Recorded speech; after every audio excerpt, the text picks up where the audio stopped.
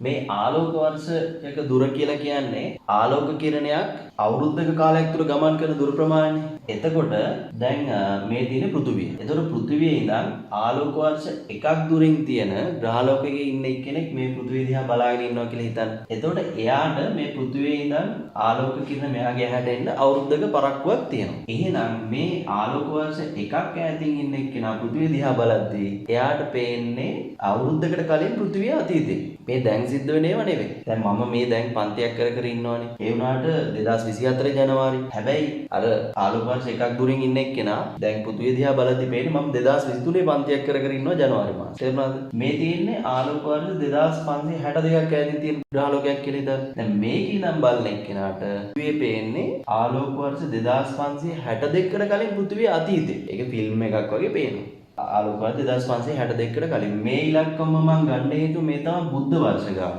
මේ වෙනකොට දැන් මේ අවුරුද්දට අදාළ බුද්ධ වර්ෂ ගාන.